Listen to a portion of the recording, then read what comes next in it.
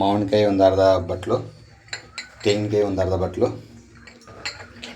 ಕಡಲೆಬೀಜ ಒಂದು ಅರ್ಧ ಬಟ್ಲು, ಬೆಳ್ಳುಳ್ಳಿ, ಗೋಡಂಬಿ ಒಂದು ಒಂದು ಮ್ಯಾಕ್ಸಿಮಮ್ ಒಂದು 10ರಿಂದ 15,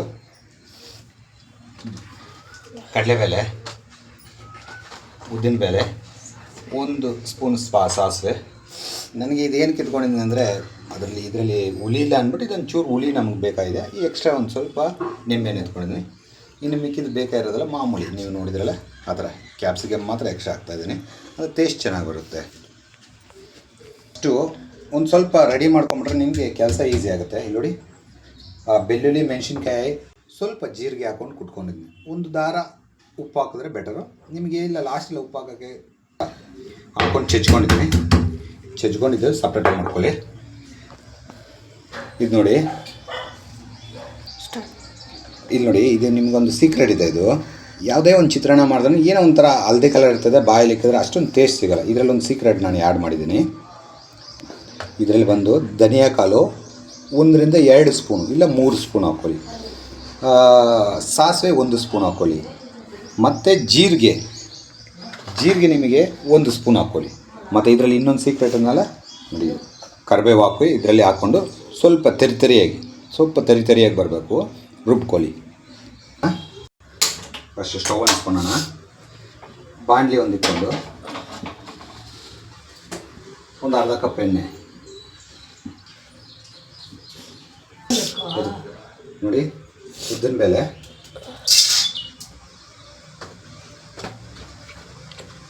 ಕಡಲೆಬೇಳೆ,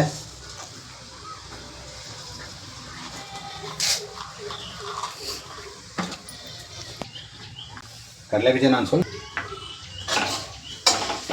ಅಂದರೆ ಒಲೆ ಅಂತೂ ಸ್ವಲ್ಪ ಲೋ ಫ್ಲೇಮಲ್ಲಿ ಇಟ್ಕೊಳ್ಳಿ.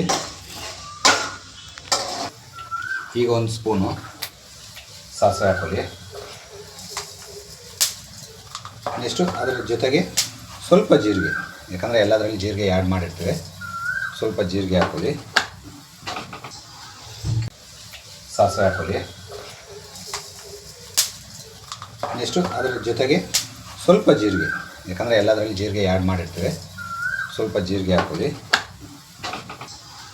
ನೆಕ್ಸ್ಟು ಗೋಡಂಬಿ ಬೇಕಾದರೆ ಆ್ಯಡ್ ಮಾಡಿ, ಚೆನ್ನಾಗಿರ್ತದೆ, ತುಂಬ ಟೇಸ್ಟ್ ಆಗಿರ್ತದೆ. ನಾನು ಆ್ಯಡ್ ಮಾಡ್ತಾಯಿದ್ದೀನಿ, ನೀವು ಬೇಡ ಅಂದರೆ ಸ್ಲಿಪ್ ಮಾಡ್ಕೊಂಡು. ನೆಕ್ಸ್ಟು ಸ್ವಲ್ಪ ಮೆಣಸಿನ್ಕಾಯಿ ಕಟ್ ಮಾಡಿದ್ರಲ್ಲ, ಮೆಣಸಿನ್ಕಾಯಿ ಹಾಕ್ಕೊಳ್ಳಿ.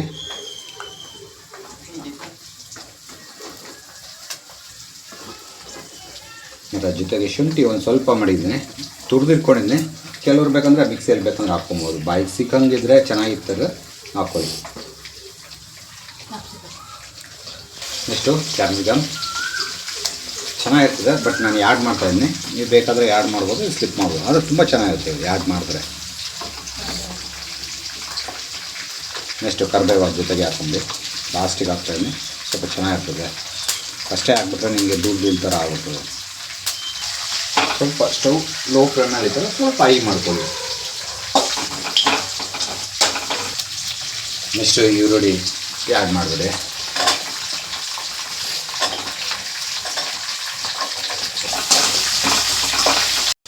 ತಿನ್ನುವಾಗ ಆ ಉಪ್ಪು ಇದೆಯಲ್ಲ ಬಾಯಿ ಸಿಕ್ಕಿದ್ರೆ ಚೆನ್ನಾಗಿರ್ತದೆ. ನಾನು ಸ್ವಲ್ಪನೇ ಆ್ಯಡ್ ಮಾಡ್ತಾಯಿದ್ದೀನಿ, ಮತ್ತು ಲಾಸ್ಟಿಗೆ ಇನ್ನೊಂದು ಸ್ವಲ್ಪ ಆ್ಯಡ್ ಮಾಡ್ಕೊತೀನಿ. ಯಾಕಂದರೆ ಕಡಲೆಬೀಜದಲ್ಲಿ ಉಪ್ಪು ಇದ್ದರೆ ತುಂಬ ಚೆನ್ನಾಗಿರ್ತದೆ. ಮತ್ತು ಇನ್ನೊಂದು ಇಂಪಾರ್ಟೆಂಟ್ ಇದರಲ್ಲಿ, ಇಷ್ಟೊಂದು ಆ್ಯಡ್ ಮಾಡಿದಾರಲ್ಲ ಚಿತ್ರಾನ್ನ ಬೇಕಂದರೆ, ಬಟ್ ಇದು ಬಂದು ಬೆಳಗ್ಗೆ ಹೊತ್ತು ಊಟಕ್ಕೆ, ನಾಷ್ಟಕ್ಕೆ ಟೇಸ್ಟ್ ಚೆನ್ನಾಗಿರ್ತದೆ. ಈಗ ಬಂದು ಮಾಡ್ಕೊಂಡಿದ್ರಲ್ಲ ಬೆಳ್ಳುಳ್ಳಿ, ಮೆಣಸಿನ್ಕಾಯಿ, ಸ್ವಲ್ಪ ಜೀರಿಗೆ ಹಾಕಿದ್ದೆ ನಾನು, ಅದನ್ನು ಆ್ಯಡ್ ಮಾಡ್ಕೊತೀನಿ.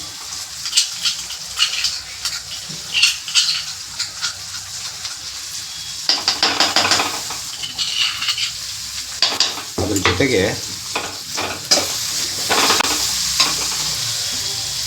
ಜೊತೆಗೆ ಮಾವಿನಕಾಯಿ ಅರ್ಧ ಕಪ್ ಏನು ಮಾಡಿದರೆ ಮಾವಿನಕಾಯಿ ಹಾಕ್ಕೊತೀನಿ. ಮಾವಿನಕಾಯಿ ಎಲ್ಲ ಜಾಸ್ತಿ ಬೇಯಿಸೋದೇನು ಬೇಕಾಗಿರಲ್ಲ. ನೆಕ್ಸ್ಟ್ ಬಂದು ಲಾಸ್ಟ್ ಫೈನಲ್ ಬಂದು ಅರಿಶಿನ ಪುಡಿ ಒಂದು 2 ಸ್ಪೂನ್.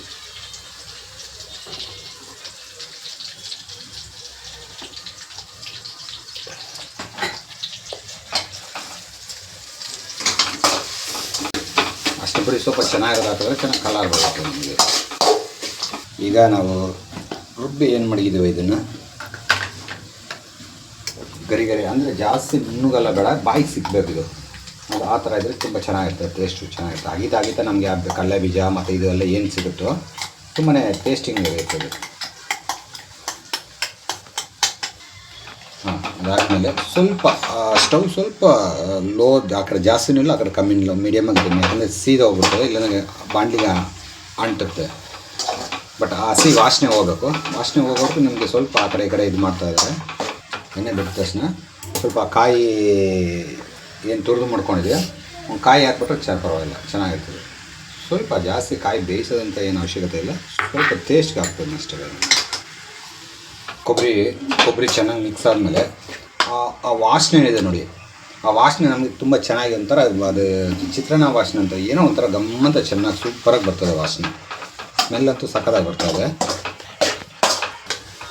ಧನಿಯಾ ಕಾಳು ಅಂತೀವಲ್ಲ, ಕಾಳು ಹಾಕ್ತೀವಿ, ಆ್ಯಡ್ ಮಾಡ್ತೀವಲ್ಲ, ಅದು ಸೂಪರಾಗಿ ಬರ್ತದೆ. ಸ್ಮೆಲ್ ಅಂತೂ ಸಕ್ಕತ್ತಾಗಿ ಬರ್ತದೆ ನೋಡಿ. ಆ ಎಣ್ಣೆ ಬಿಡ್ದಂಗೆ ಎಲ್ಲ ನೈಸಾಗಿ ಎಲ್ಲನೂ ಮಿಕ್ಸಿಂಗ್ ಇದೆ, ಎಲ್ಲನೂ ಇದೆ, ನಿಮಗೆ ಬಾಯಿಗೆ ಎಲ್ಲನೂ ಸಿಗುತ್ತೆ. ಆ ಕಾಯಿಂದ ಹಿಡ್ದು, ಆ ಕ್ಯಾಪ್ಸಿಕಮ್ಮಿಂದ ಹಿಡ್ದು, ಆ ಧನಿಯಾ ಕಾಳಿಂದ ಹಿಡ್ದು ಎಲ್ಲ ಬಾಯಿ ಸಿಗುತ್ತೆ. ಆ ಧನಿಯಾ ಕಾಳು ರುಬ್ಬುವಾಗ ಜಾಸ್ತಿ ನುಣ್ಣುಗಲ್ಲ ಮಾಡೋಕ್ಕೆ ಹೋಗ್ಬೇಡಿ, ಬಾಯಿಗೆ ಸಿಗಬೇಕು. ಸ್ವಲ್ಪ ಕಾಳು ಬೀಜಗಳು ಒಂದೊಂದು ಚುಟ್ಟು ಸಿಗಬೇಕು ಎಲ್ಲನೂ. ಇದು ನನಗೆ 4 ಜನಕ್ಕೆ ನಾನು ಮಾಡಬೇಕಾಗಿರೋದು. ಸ್ವಲ್ಪ ಎಕ್ಸ್ಟ್ರಾನೇ ಮಾಡಿಕೊಂಡೆ, ಯಾಕಂದರೆ ನಾಳಿದ್ದು 3-4 ದಿವಸ ಮಾಡ್ಕೊಂಡು ತಿನ್ಬೋದು. ಬಟ್ ಯಾವಾಗ ಎಮರ್ಜೆನ್ಸಿಗೆ ಇದಾಗುತ್ತೆ, ನಾನು ಸ್ವಲ್ಪ ಎತ್ತು ಮಾಡಿಬಿಡ್ತೀನಿ. ಅಷ್ಟು ನಾನು ಕಲಿಸಲ್ಲ, ಸ್ವಲ್ಪ ನಾನು ಎತ್ತು ಮಾಡಿಬಿಡ್ತೀನಿ. ಇದು ನೋಡಿ, ಇದೊಂದು ಸೀಕ್ರೆಟ್ ಇದೆ ನಿಮಗೆ. ನನಗೆ ಇವತ್ತು ಫ್ರೆಶ್ ಅನ್ನೋದಲ್ಲ, ಅಂದರೆ ಇವಾಗ ಮಾಡಿರೋ ಅನ್ನೋದಲ್ಲಿ ನಾನು ಚಿತ್ರಾನ್ನ ಮಾಡ್ತಾಯಿದ್ದೀನಿ. ಕೆಲವರು ಹಳೆ ಅನ್ನ ಕೂಡ ಮಾಡ್ಕೊಬೋದು, ಏನು ತೊಂದರೆ ಇಲ್ಲ, ಅದು ಟೇಸ್ಟ್ ಚೆನ್ನಾಗಿರ್ತದೆ. ಬಟ್ ನಾನು ಇವಾಗ ನೈಟ್ ಅನ್ನ ಉಳಿದಿಲ್ಲ ನನಗೆ, ಇವಾಗ ಅನ್ನೋದಲ್ಲೇ ಇಲ್ಲ ನಿಮಗೊಂದು ಸೀಕ್ರೆಟ್ ತೋರಿಸ್ತೀನಿ.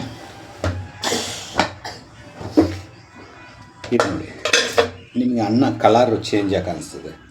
ಅಂದರೆ ನಾನು ಇದಕ್ಕೆ ಮಾಡೋವಾಗನೇ ಸ್ವಲ್ಪ ಅಕ್ಕಿ ತೊಳೆದಿಕ್ಕೋವಾಗನೇ ಸ್ವಲ್ಪ ಅರಿಶಿನ ಪುಡಿ, ಸ್ವಲ್ಪ ಅದಕ್ಕೆ ತಕ್ಕನಂಗೆ ಉಪ್ಪು ಹಾಕ್ಬಿಟ್ಟು ನಾನು ಕಲರ್ ಮಾಡ್ಕೊಂಡಿದ್ದೀನಿ. ಯಾಕಂದರೆ ಮತ್ತೆ ನಾವು ಅಲ್ಲಿ ಕಲಸೋವಾಗ ನಮಗಿರಲ್ಲ. ಇದೆಲ್ಲ ಸುಮಾರು ಜನ ಹೋಟ್ಲಲ್ಲಿ ಇದೇ ಮಾಡೋದು, ಇದೇ ಥರನೇ ಅರಿಶಿನ ಪುಡಿ ಹಾಕ್ಬಿಟ್ಟು ಮಾಡೋದು. ಯಾಕಪ್ಪ ಅವ್ರದ್ದು ಚಿತ್ರಾನ್ನ ಮಾತ್ರ ಕಲರ್ ಚೆನ್ನಾಗಿರ್ತದೆ, ಮನೇಲಿ ಮಾಡಿದ್ರೆ ಚೆನ್ನಾಗಿರಲ್ಲ ಅಂತಾರಲ್ಲ ನೋಡಿ. ಇದೆ ಸ್ವಲ್ಪ ಅರಿಶಿನ ಪುಡಿ ಹಾಕ್ಬಿಟ್ರೆ ನಿಮಗೆ ಆದರೆ ಇದರಲ್ಲಿ ಹಾಕಿ ಮಿಕ್ಸ್ ಮಾಡುವಾಗ ನಿಮಗೆ ಕರೆಕ್ಟಾಗಿ ಆಗುತ್ತೆ. ಮತ್ತು ಇಲ್ಲಿ ಎಕ್ಸ್ಟ್ರಾ ನನಗೆ ನಾಳೆಗೆ ಸ್ಟೋರೇಜ್ ಮಾಡೋಕ್ಕೆ ಫ್ರಿಜ್ಜಲ್ಲಿ ನಾನು ಎಮರ್ಜೆನ್ಸಿಗೆ ನಾನು ಇದನ್ನು ಸಪ್ರೇಟಾಗಿ ಮಾಡ್ಕೊಂಡಿದ್ದೀನಿ. ಹಾಕೊಂಡು ಚೆನ್ನಾಗಿ ಕಲಿಸ್ಕೊಳ್ಳಿ, ಕೆಳಗಡೆ ಮೇಲ್ಗಡೆ ಎಲ್ಲ ಚೆನ್ನಾಗಿ ಕಲಿಸ್ಕೊಳ್ಳಿ. ನೀಲ್ನೆಲ್ಲ ಲಾಸ್ಟಲ್ಲಿ ನಮಗೆ ಸ್ವಲ್ಪ ಹುಳಿ ಬೇಕಂದ್ಬಿಟ್ಟು ನಾನು ಸ್ವಲ್ಪ ಒಂದು ನಿಂಬೆಹಣ್ಣು ಆ್ಯಡ್ ಮಾಡ್ತಾಯಿದ್ದೀನಿ. ಮಾಡುವಾಗ ಆ ಬೀಜ ಏನಾದರೂ ಚೆನ್ನಾಗಿ ಇಟ್ಕೊಳ್ಳಿ, ಆ ಬೀಜನ ನೋಡ್ಕೊಳ್ಳಿ. ಬೀಜ ಏನಾದರೂ ಬಿದ್ದರೆ ಕಸರೆ ಥರ ಕಾಣಿಸ್ತದೆ ಬಾಯಿ ಸಿಕ್ಕಿದಾಗ. ಹುಳಿ ಬೇಕಂದವ್ರು ಮಾತ್ರ ಮಾವಿನ ನನಗೆ ಹುಳಿ ಮಾವಿನ ಸಿಕ್ಕಿಲ್ಲ, ಅದಕ್ಕೆ ನಾನು ಹುಳಿ ಕಮ್ಮಿ ಇತ್ತಲ್ಲ ಹುಳಿ ನಾನು ಇಟ್ಕೊತೀನಿ. ಲಾಸ್ಟ್ ಫೈನಲ್ ಬಂದು ಕೊತ್ತಂಬರಿ ಸೊಪ್ಪು. ಸೂಪರಾಗಿದೆ.